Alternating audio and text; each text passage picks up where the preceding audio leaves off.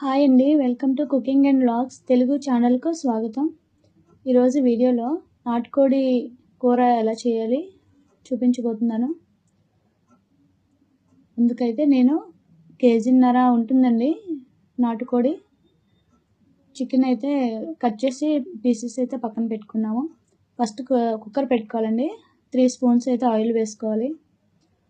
Oil వేడైన తర్వాత 3 medium size onions అయితే కట్ చేసుకొని స్లైసెస్ వేసుకోవాలి. 2 పచ్చిమిర్చి, కొద్దిగా కొత్తిమీర అయితే వేసుకోవాలండి. అది క్లిప్పు, అది ఫోటో మిస్ అయిపోయిందండి, డిలీట్ అయిపోయింది. పచ్చిమిర్చి, కొత్తిమీర అన్నీ కూడా వేగిన తర్వాత బ్రౌన్ కలర్ వచ్చేంత వరకు కూడా మనం ఆనియన్స్ అయితే ఫ్రై చేయాలి. ఫ్రై అయిన తర్వాత అల్లం వెల్లుల్లి, గసగసాలు, జీలకర్ర, ధనియాలు, ఇవి 5 కూడా నేను కలిపి అయితే పేస్ట్ చేసుకున్నాను. అవి 2 స్పూన్స్ అయితే వేసుకోవాలి అల్లం వెల్లుల్లి పేస్టు.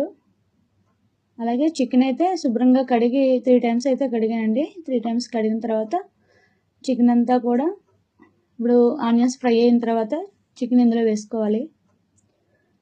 చికెన్ అంతటిని కూడా ఇందులో వేసుకొని మీడియం ఫ్లేమ్లో అయితే మనం చాలాసేపు మగ్గనిచ్చుకోవాలి. చాలాసేపు మగ్గితేనే అది బాగుంటుంది, కర్రీకి అయితే టేస్టీగా ఉంటుంది.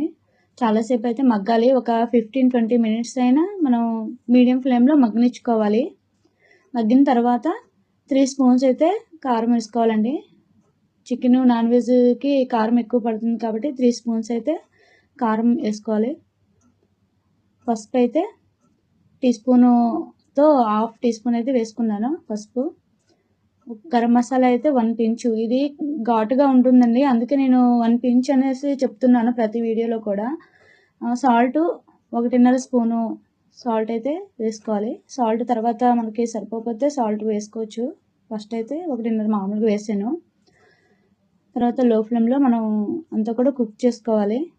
కుక్ అయిన తర్వాత వాటర్ అయితే వేసుకోవాలండి. మొత్తం మాంసం అంతా చికెన్ ఉడకడానికి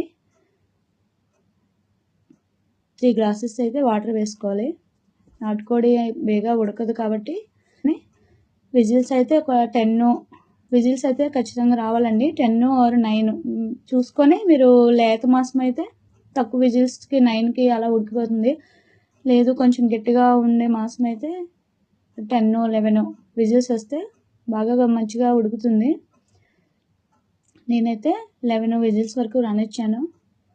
11 విజిల్స్కి దగ్గరికి అయితే ఉడికిందండి. సాల్ట్ అయితే మీరు సరిపోతే చూసి వేసుకోవచ్చు. అంతే అండి, కర్రీ అయితే దగ్గరికి అయిపోయింది. నేను స్టవ్ ఆపేసి పక్కకు దింపుకున్నాను. చల్లారిన తర్వాత బౌల్లోకి అయితే నేను సర్వ్ చేసుకున్నాను. అంతే అండి, నాటుకోడి కూర అయితే చాలా బాగుంటుంది.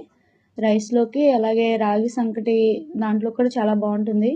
మీరు ట్రై చేయండి. ట్రై చేసి మీకు ఎలా వచ్చిందో నాకు కామెంట్ సెక్షన్లో చెప్పండి. లైక్ చేయండి, షేర్ చేయండి, సబ్స్క్రైబ్ చేసుకోండి, నాకు సపోర్ట్ చేయండి. Thank you.